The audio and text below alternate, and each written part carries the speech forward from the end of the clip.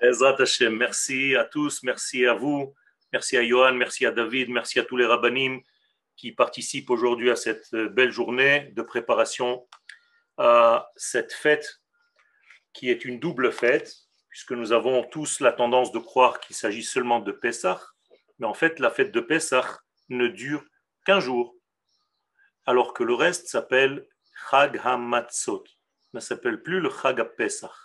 On appelle Chag HaPessah parce que le Korban, le sacrifice de l'agneau pascal, c'était le soir même, mais cela dure qu'une journée. Tout le reste s'appelle Chag HaMatzot, la fête des Matzot. Alors, aujourd'hui, Besiata Dishmaya, je voudrais traiter un sujet qui est un sujet qui nous est rapporté par nos sages dans le Midrash, qui se rapporte à la Emouna. Vous savez que notre Emouna est primordiale et nous devons savoir en fait ce que représente, quelle est la traduction, quelle est la notion de cette Emouna. Alors en hébreu, le mot qui donne naissance à tout, la racine est de 3 lettres, Amen. Amen en hébreu ne veut pas dire oui, c'est possible, je réponds Amen, c'est OK. En réalité, la véritable traduction de la notion de Amen, c'est certifier. Je certifie, mais certifier dans le véritable sens du terme, c'est-à-dire je fais en sorte que ce qui vient d'être dit soit une réalité concrète. En hébreu, par exemple, Ben, un garçon, se dit au féminin bent, comme en arabe. Mais il y a une règle en hébreu, c'est que le nun au milieu d'un mot tombe. Donc, le bent va devenir bat. Donc, ben au masculin, bent qui devient bat. La même chose, amen au masculin, ament avec un nun, et le nun tombe, ça devient emet. Donc, amen au féminin, c'est la vérité, la certitude. Donc, je redéfinis la emuna. Emuna, c'est tout simplement acheminer, faire en sorte de faire circuler la notion dans laquelle nous avons la emuna pour lui donner vie, pour la certifier, pour la rendre réelle.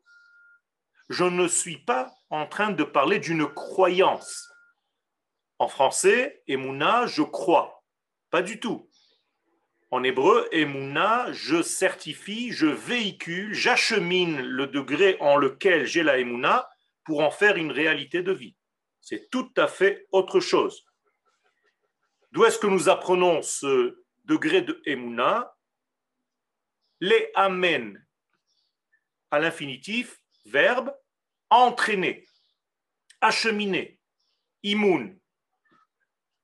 Nous avons rencontré cette notion avec Mordechai et Esther. Vehu omen et hadassa, hi Esther. Mordechai faisait en réalité venir dans Esther toutes les notions de l'infini. Donc il faisait grandir Esther en acheminant dans son petit corps de petite fille, dans sa neshama, dans son être, toutes ces notions de l'infini. Et donc, c'est en cela que Mordechai devient le omen, c'est-à-dire le certificateur, celui qui va donner vie à la chose en question.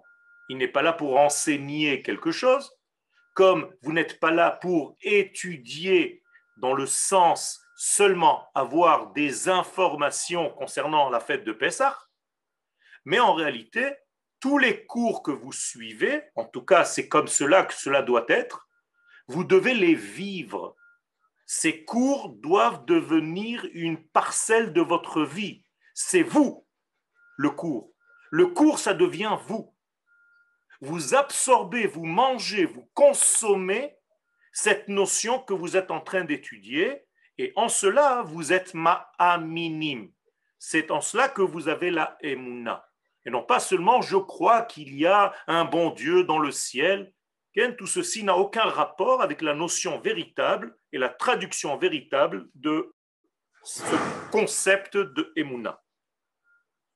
Donc en réalité, Anima Amin, et vous allez comprendre tout de suite pourquoi je vous explique cette notion, parce qu'elle va être le fondement de notre shiur. Donc, Anima Amin, je ne crois pas, je certifie. Et je fais grandir la chose dans ce monde comme quelqu'un qui s'entraîne et qui va donner en réalité une vitalité à son corps. Donc, s'entraîner en hébreu, les hit amen, la même racine. Ye amnu dvarecha, je certifie ce que tu dis. Amana, une formule qui est acceptée, qui est amenée dans la vie dans laquelle nous sommes. Et voici, j'approche de mon sujet principal. Le Maharal, dans son livre Gvurot Hashem, nous apporte un Midrash Rabbah, dans le livre de Shemot, dans la paracha de Shemot, et il nous dit la chose suivante. D'après tout ce que je viens de vous expliquer concernant cette notion de Emuna, nous dit le Maharal, Lo nig'alu avotenu mi Mitzrayim, nos pères n'ont pas été sauvés d'Égypte, ella, si ce n'est que bisrut ha'emuna, grâce à cette notion de Emuna. D'où est-ce qu'il tire cela? Tout simplement d'un verset chez Nehemar, Vaya amen ha'am. Le peuple a certifié. Non pas il a cru ce qu'on lui a dit. Je recommence avec la notion que je viens d'expliquer. Si le peuple a certifié les paroles divines, c'est qu'il est maintenant en train de les vivre. Ces paroles divines sont devenues le peuple lui-même. Vaishmeu, et donc ils ont entendu, puisque maintenant ils sont dans l'être de la chose, ils ne font plus la chose, ils sont la chose. Ki pakad Hashem et amo, et là la notion est extrêmement profonde, car Akadosh Baruch Hu, pakad, s'est souvenu, dans le langage de la Torah, cela veut dire a eu un rapport intime et amo avec son peuple. Incroyable, mais vrai. Ça veut dire quoi? Ça veut dire tout simplement comme si l'infini béni soit-il a injecté dans le peuple d'Israël par une relation intime toutes les notions de l'infini. À ce moment-là, pour qu'il y ait rapport intime entre Akadosh Baruch Hu et le peuple d'Israël, il faut que le peuple d'Israël change d'étape. Parce qu'au départ, il était esclave. Après, il était le fils d'Akadosh Baruch Hu, Bani Matem Lashem Elohechem. Et d'ailleurs, lorsqu'Akadosh Baruch Hu envoie Moshe, la première des choses qu'il dit au pharaon, laisse sortir mon fils. Bni Bechori, mon premier-né, Israël. Eh bien, on ne peut pas avoir un rapport intime, chas v'shalom, entre le père et ses enfants. Moralité, si la Torah utilise qui pakad Hashem et amo, qu'Akadosh Baruch Hu a eu un lien, une liaison intime, profonde avec le peuple d'Israël, c'est que le peuple d'Israël, au moment de la sortie d'Égypte, est devenu l'épouse d'Akadosh Baruch Hu. Vous voyez, on est passé d'un état d'esclavage, on est monté à un état de fils, et on arrive à un état supérieur de Knesset Israël Bat Zugo Shel Hakadosh Baruch Hu. L'Assemblée d'Israël, la partenaire, la femme, le côté féminin d'Akadosh Baruch Hu. De la même manière que la femme révèle l'homme avec lequel elle est mariée, le peuple d'Israël, sa fonction est dès lors de révéler son mari, Akadosh Baruch Hu, dans le monde. C'est ce qu'on appelle les Hagid Baboker Chasdecha. Les Hagid, ce n'est pas seulement dire, mais faire acheminer, faire comme des guidim, comme des veines, comme des tendons qui acheminent les éléments supérieurs dans le monde. D'ailleurs, de là vient le mot Haggadah. La Haggadah de Pessah n'est pas une diction seulement, mais un acheminement, les Hagid. comme guider. En français, d'ailleurs, le mot guide en français a pris naissance de ce fameux guidage dont Akadosh Baruch Hu nous parle. Nous sommes ici donc dans une nouvelle constellation.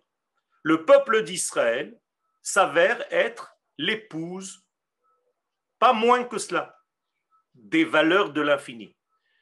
C'est-à-dire, on n'arrive même pas à comprendre ce que cela veut dire. Mais toujours est-il que la Torah est très précise dans ses mots. La sémantique est tellement supérieure dans la Torah qu'on ne peut pas dire un mot à la place d'un autre.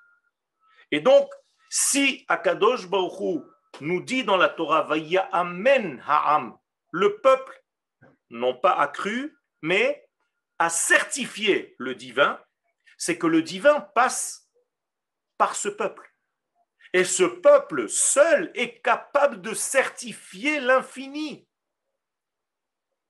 Moralité, toute la sortie d'Égypte est un grand tri. Qui, parmi les nations du monde, va être le porteur du message de Dieu sur terre? Ceux qui, en réalité, font semblant ou tentent ou pensent qu'ils sont eux, les détenteurs de cette qualité, eh bien, Kadosh Baruch Hu ne leur dit pas, ce n'est pas vrai. Il leur dit, ok, il n'y a pas de souci, on va faire un examen. Je vais faire passer ma lumière à travers vous. Si vous résistez à cette lumière, il n'y a pas de souci. Mais attention, si vous n'êtes pas porteur ou capable de porter cette lumière, vous allez exploser, littéralement. Car ma lumière est tellement infinie que seul celui qui a la résistance adéquate pour tenir face à cette lumière pourra vivre et prolonger, certifier, Emouna, ma grandeur divine. Et les Égyptiens qui pensaient que c'était eux les porteurs de ce message, bien entendu, étant donné qu'ils n'ont pas les ustensiles capables de tenir cette intensité de lumière divine, vont littéralement exploser. Ve'en bait asher en sham met. Il n'y avait pas de maison, il n'y avait pas de mort, tout simplement parce que personne n'était capable de véhiculer la lumière de Dieu sur terre, si ce n'est que le peuple d'Israël. Donc il y a ici, on peut résumer toute la sortie d'Égypte comme étant un choix divin qui est maintenant en train de sortir à la grande réalité, à la grande lumière. On voit réellement qui, de tout le genre humain, est capable d'être le porte-parole de l'infini. Et ce porte-parole, c'est Israël. Israël va donc être capable de recevoir cette lumière. Non seulement Israël ne meurt pas, mais il continue sa vie et encore de plus belle. Tout simplement parce que maintenant il est traversé, acheminé, les Hagid, les Amen, par la lumière divine. Étant donné que nous sommes remplis de la lumière divine qui passe par nous, en tant que porte-parole de ce divin, eh bien, nous vivons avec une intensité beaucoup plus forte que n'importe quelle nation au monde. Voilà la sortie d'Égypte. Maintenant, je reviens à cette notion de Emouna. Le Maharal nous a dit tout à l'heure que la sortie d'Égypte n'était pas possible si ce n'est que grâce à cette Emouna. Et nous avons traduit la notion de Emouna comme certifier le divin sur terre. Ce que je veux vous dire par là, c'est que en réalité, le monde attendait cette certification d'Israël. En d'autres termes, depuis la création du monde, le monde n'a pas encore certifié le Créateur. Le Créateur est resté en dehors de sa création en attendant que le peuple capable de le faire véhiculer sur terre, Ha'am Hamesugal les Amen, les Asher, le seul peuple qui est capable de le certifier, arrive. Eh bien, l'apparition du peuple en tant que peuple, je ne parle pas des enfants d'Israël en tant qu'individus, fils de Yaakov, je parle de la notion de peuple. Ça, c'est une notion qui a été innovante. C'est la nouveauté de la sortie d'Égypte. Il n'y a pas de période avant cela où, en réalité, il y a eu un peuple. Avant l'apparition du peuple d'Israël, nous n'étions que des individus. Et donc le changement est de l'individualité à la notion de peuple. Et c'est en cela que s'opère la sortie d'Égypte. Donc qui a été libéré en Égypte? Pas les enfants d'Israël, le peuple d'Israël. Attention, ce sont des nuances. Si vous ne faites pas attention, vous avez l'impression que c'est un groupe d'esclaves qui était à un moment donné asservi et qui va maintenant être libéré. Pas du tout. Hine Am Yatsa Mimitzraim. C'est un peuple qui sort d'Égypte. Rappelez-vous, lorsque nous sommes rentrés en Égypte, descendus en Égypte, nous sommes descendus en tant qu'individus. Mais la sortie d'Égypte, c'est en réalité le peuple, la notion de peuple. Et les individus maintenant, que deviennent-ils?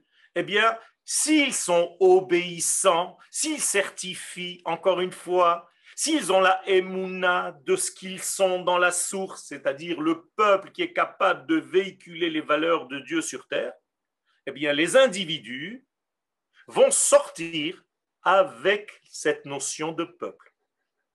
Mais si chas v'shalom, ces individus en question ne veulent pas certifier cette notion de peuple, ils veulent rester des individus, et il y en avait comme ça, 80%.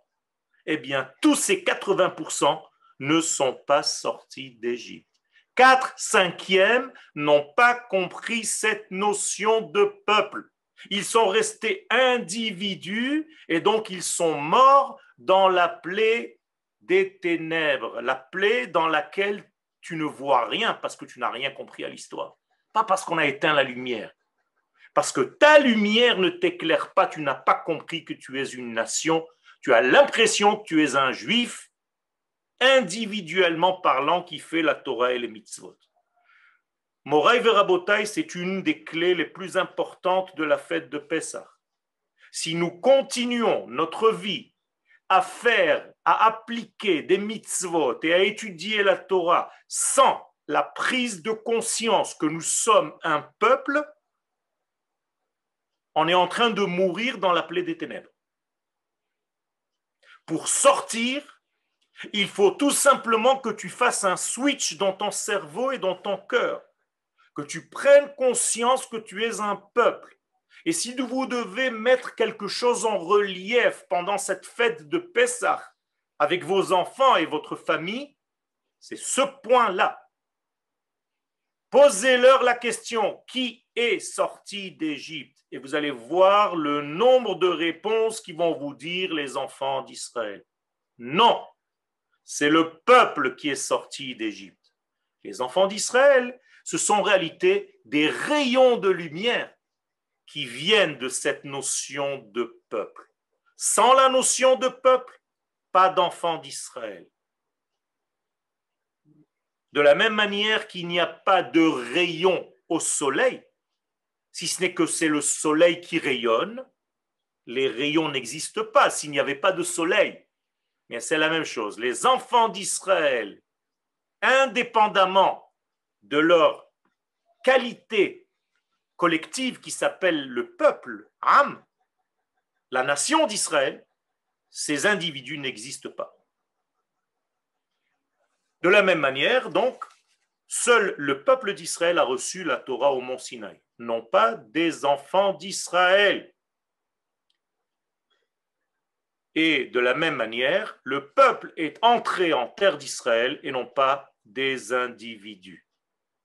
Quand vous arrivez en terre d'Israël, le premier switch à opérer dans votre cerveau, dans votre système, c'est que vous redevenez ce que vous êtes à l'origine, c'est-à-dire un peuple. Vous arrêtez de vivre seulement comme des détails disparates, séparés de votre nation tout entière.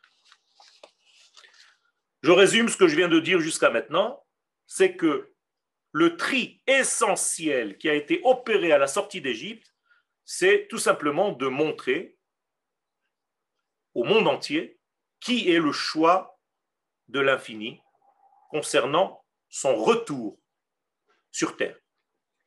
le retour de l'infini dans son monde fini. Si je devais donner des chiffres, j'aurais dit que c'est le retour du 8 dans la nature qui, elle, tourne autour du 7. Donc en réalité, la sortie d'Égypte, c'est le premier retour de Dieu sur terre.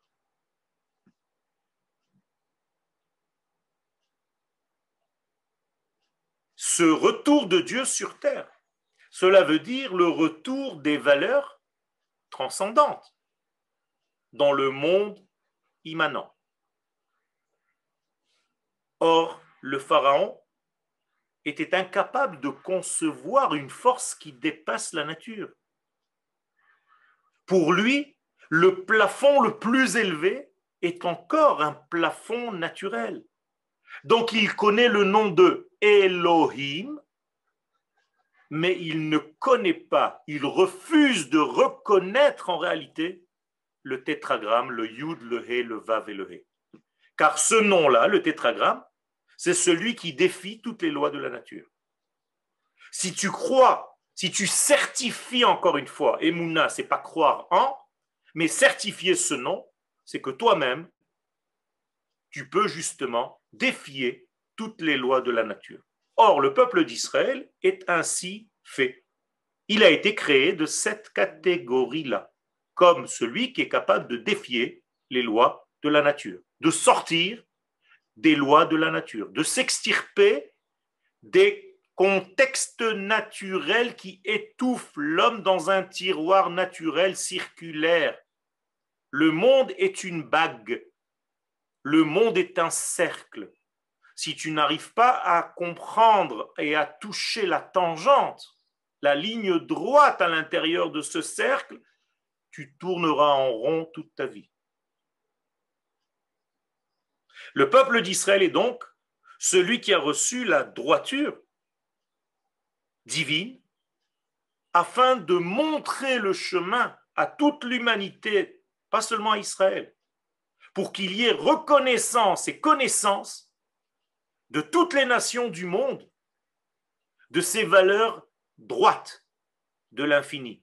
Car seuls nous, ici, à l'intérieur de ce grand cercle, nous sommes en réalité enchaînés dans les lois de ce cercle.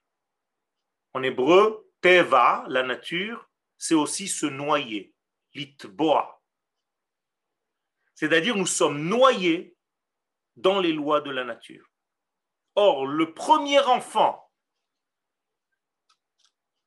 qui est déjà la racine d'Israël, né de Abraham et de Sarah, s'appelle Yitzhak.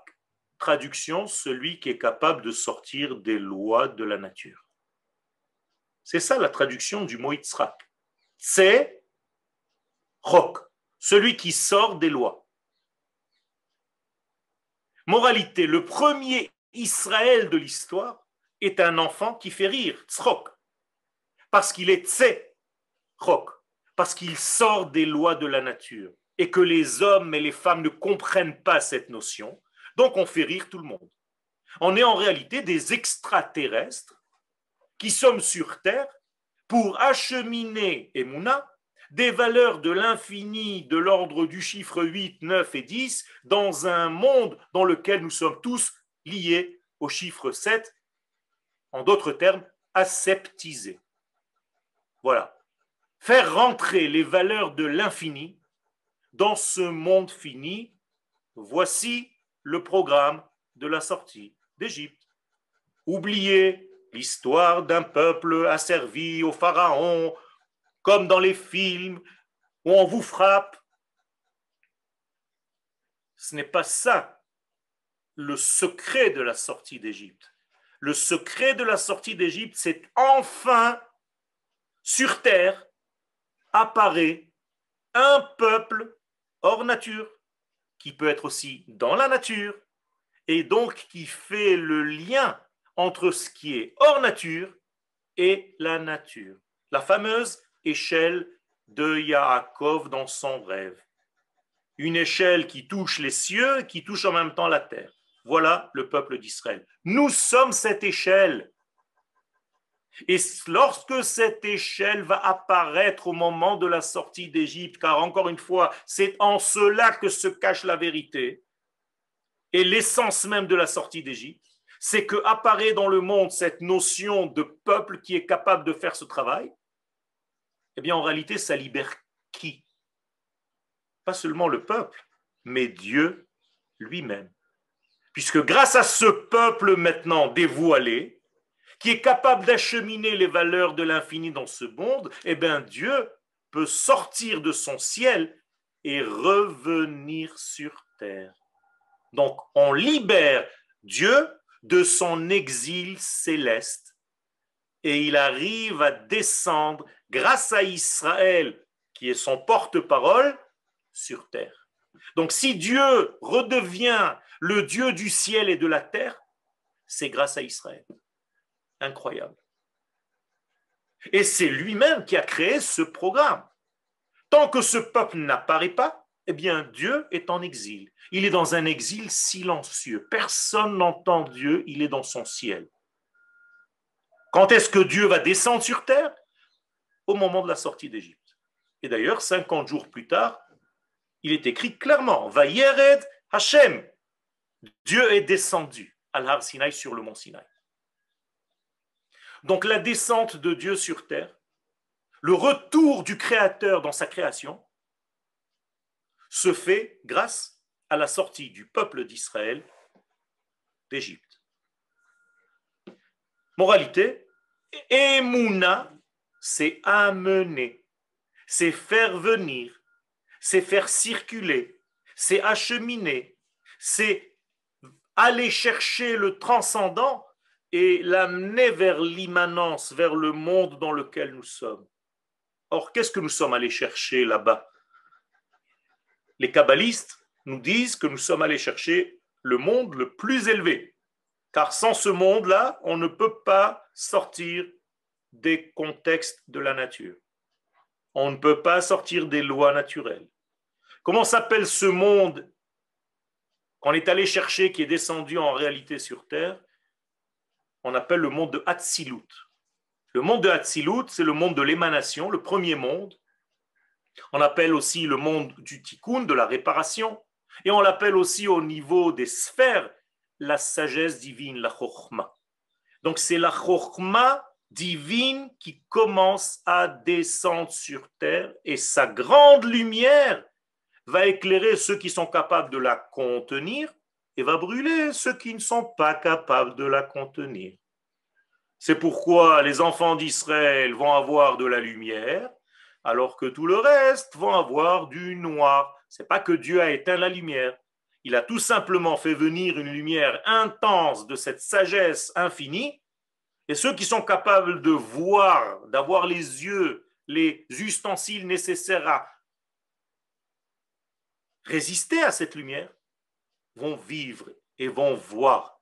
Alors que ceux qui ne sont pas capables de résister à cette lumière vont tout simplement être aveuglés et vivre dans un noir qu'on appelle Makat Chosher. La sortie d'Égypte est donc le dévoilement de la grande lumière qu'on appelle la Chokhma. Et cette Chokhma se réalise dans une action, dans des actions, puisque nous disons tous dans la Tfila, Kulam bechokhma asita. La Chokhma a une qualité extraordinaire, c'est qu'elle est capable de devenir une action. C'est-à-dire que la Chokhma est un tikkun. Akadosh Baruch Hu, avec sa Chokhma, eh bien, il change la réalité d'en bas. D'ailleurs, un Talmid Chacham, qu'est-ce que ça veut dire? Comment est-ce que vous dites au féminin Belashon Nekeva Talmid Chacham? Les gens pensent Talmida Chachama. Pas du tout. Talmidat Chacham. Ça change complètement toutes les notions. C'est-à-dire que c'est une élève de la sagesse du Chacham, du grand Chacham. Et quelle est la qualité d'un Talmid Chacham ou d'une Talmidat Chacham? C'est que le shiur ne reste pas au niveau de l'esprit. Ça devient une réalité de vie. ça devient une transformation.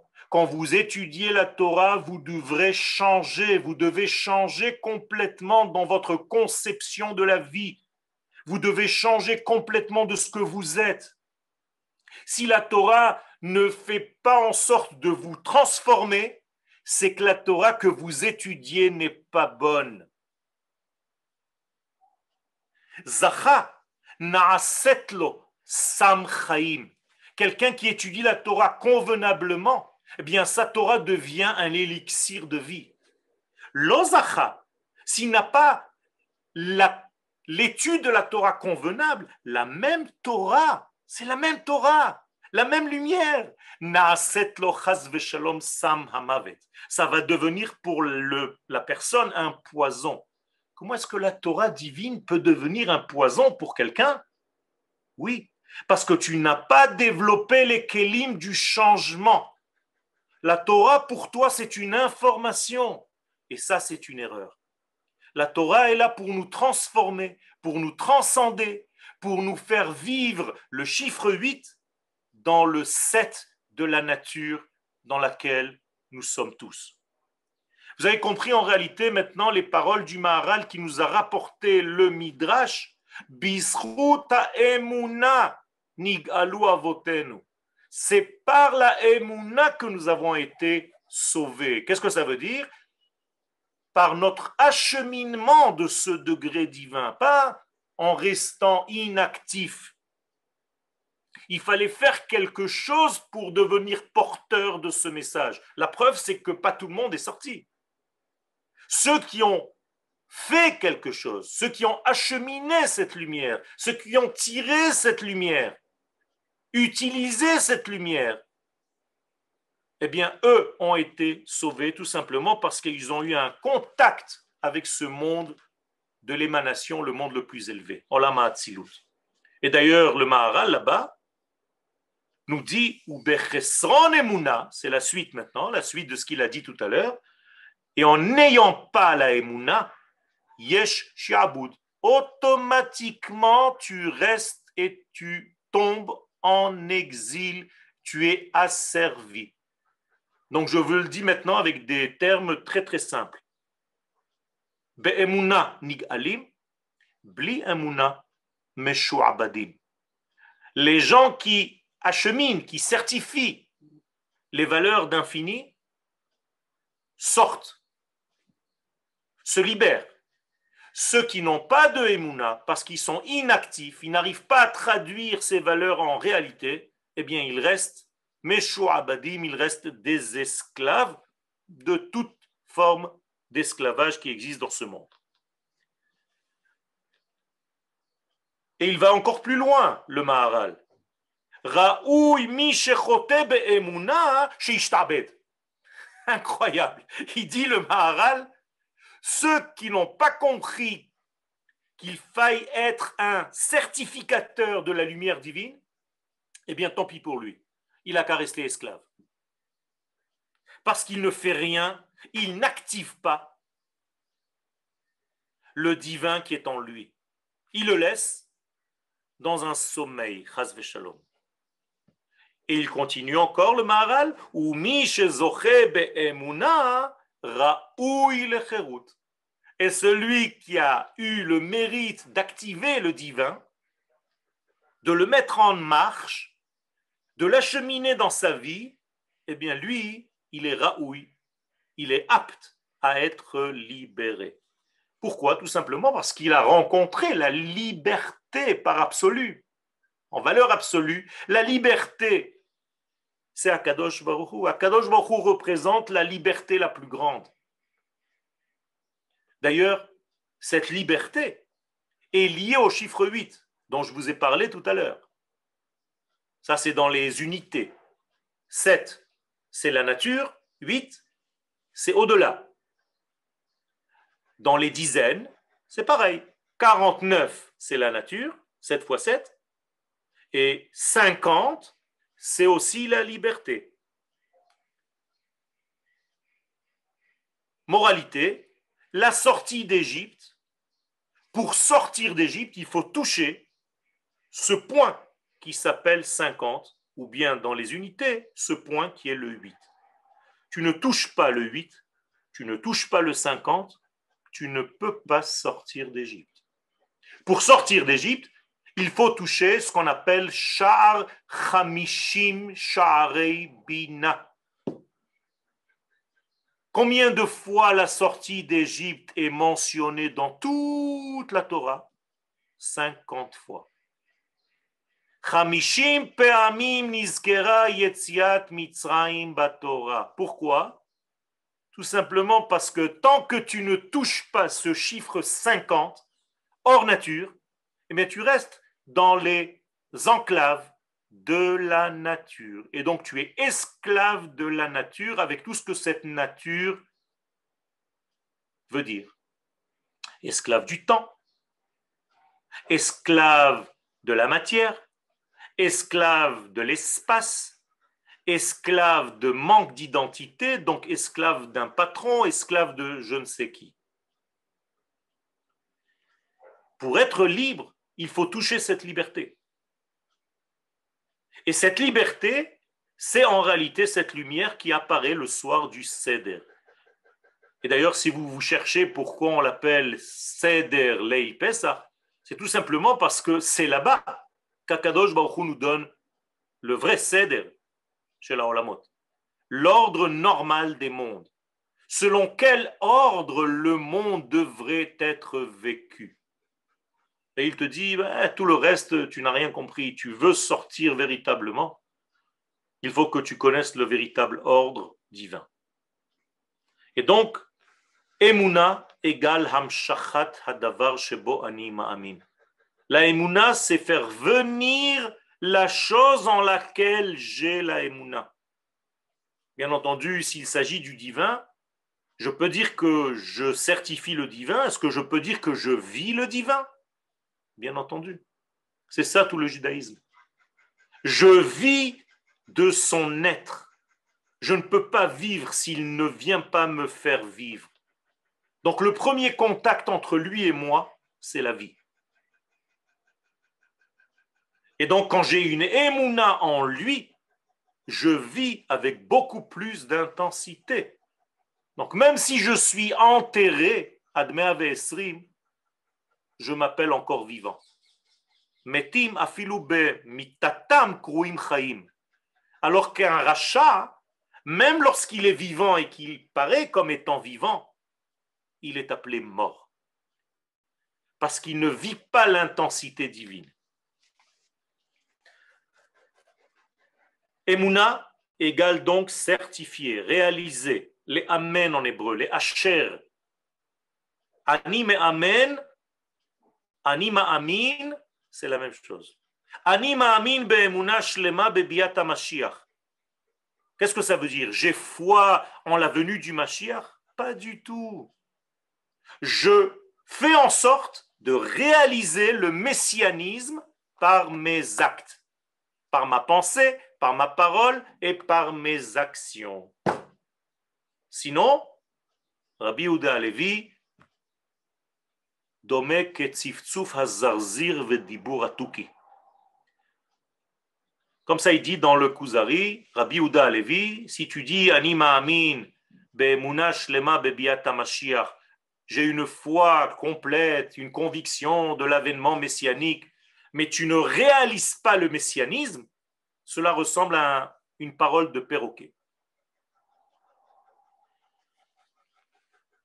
Et Moshe, lorsqu'il est envoyé chez Paro pour libérer le peuple d'Israël, eh bien, il a peur. Il a peur et il dit à Kadosh Baruch Hu Vaidaber Moshe lifnei Hashem hen bnei Israël lo sham'u elai ve'ech yishma'eni Paro ve'ani arel sfatayim. Si le peuple d'Israël n'a pas de émouna, et pourquoi lo sham'u elai? Là même lo sham'u. Pourquoi le peuple d'Israël n'est pas capable d'entendre Moshe Rabbeinu? On est toujours chachamim chez les achar maaseh. Les gens qui vivaient à l'époque, ils avaient Moshe Rabbeinu. Et combien de personnes venaient au shiurim sur Zoom? 60, 70, 80. Aujourd'hui, si je vous disais qu'il y avait un shiur Torah de Moshe Rabbeinu, combien de personnes y aurait au shiur? Hein? Au moins 5 millions, non? Alors qu'à l'époque où Moshe est là, il est vivant. C'est bizarre. Sur 100 personnes, il n'y a même pas 20 qui viennent au shiurim. Tous les soirs, il y a un shiur de Moshe Rabbeinu au Bet Midrash de Yehuda, Be'eretz Goshen, à Kaal Muzman. 8h, 8h30, Moshe Rabbeinu, il est tout seul. Efchar Leatril, Mata Omer. Ah, David. Il a envoyé le lien Zoom. Le code, c'est 1, 2, 3. Alors, imaginez-vous un petit peu, mais c'est comme ça dans toutes les générations, Rabotai. On n'a pas conscience. Quand le Ari Akadosh donnait des cours, il y avait 10 Talmidim. Quand le Rav Kook donnait des cours, combien de gens venaient écouter? Quand Moshe Rabbeinu, c'est inimaginable. Et il dit à Kadosh Baruch Hu, Em lo sham'u elai. Là même lo sham'u, la Torah dit, mikotzer ruach ou me'avoda kasha. Mais c'est kotzer ruach. Il n'est pas marqué kotzer neshima. Non. Kotzer ruach. Ha ruach, le souffle était katsar. Ça veut dire qu'il n'y avait pas de émouna. Ils avaient un souffle court. Il n'y avait pas de patience.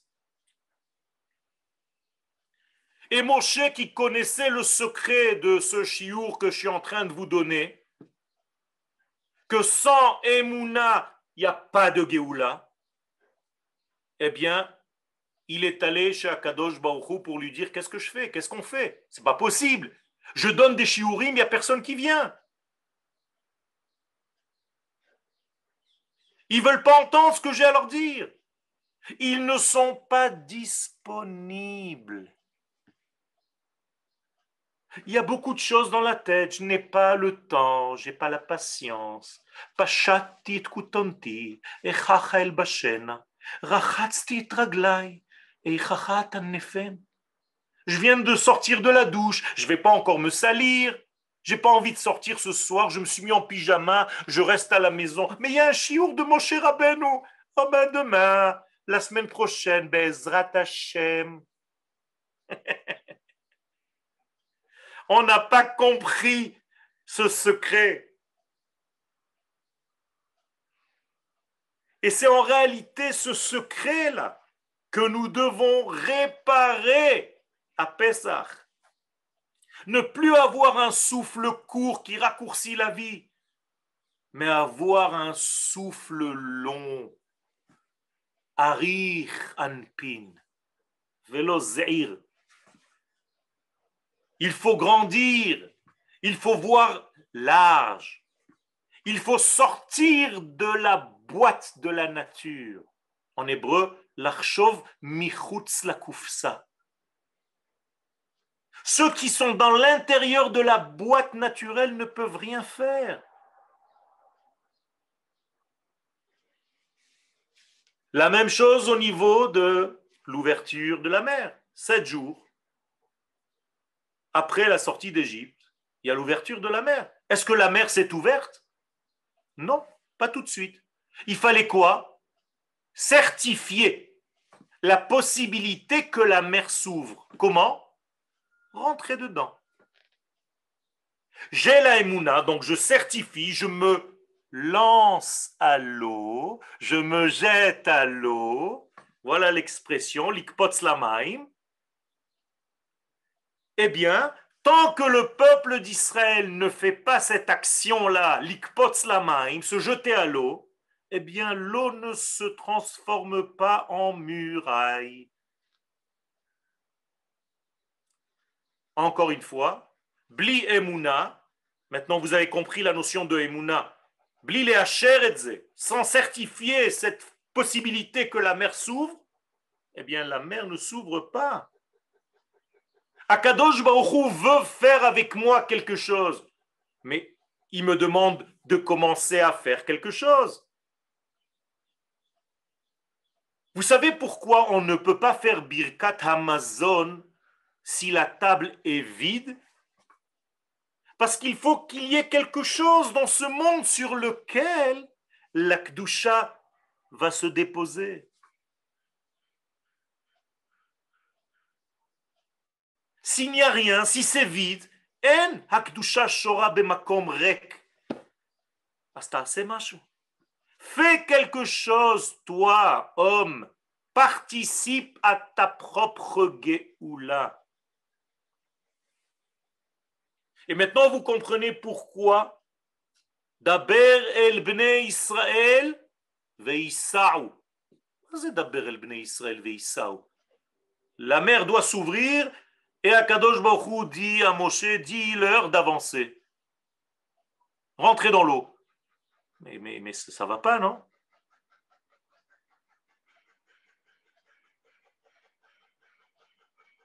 Oui, tu rentres dans l'eau.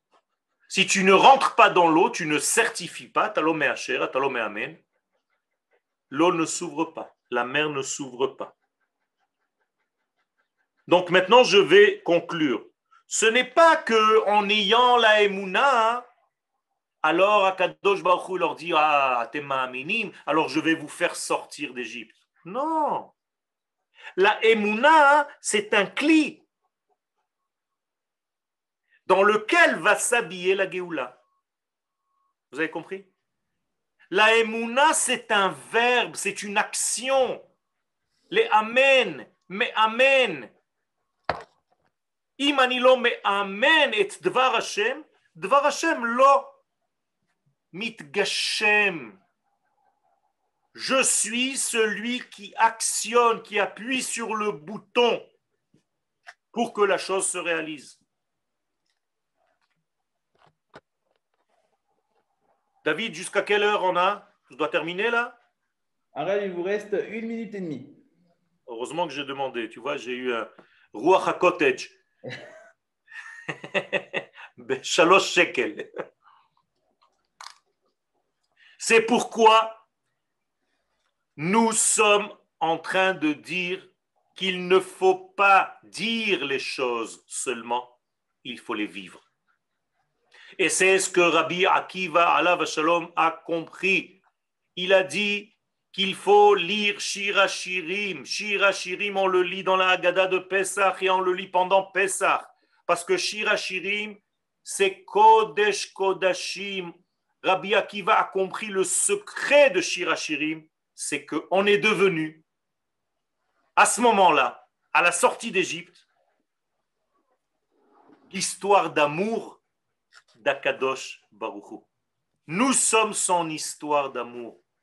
Nous sommes sa femme, Ahavat Chayav chez l'Akadosh Baruch Hu. Il faut vivre les choses, même quand on n'y croit pas. Car avant de croire, je suis vivant. Et en étant vivant, je peux commencer à croire. Ce n'est pas l'inverse. Si on attendait que le bébé commence à croire pour qu'il vive, il n'y aurait aucun bébé dans ce monde. La Emouna est quelque chose de naturel. Toda Rabba, Pesach Goel Vesameach. Toda Rabba au Rav Yoel.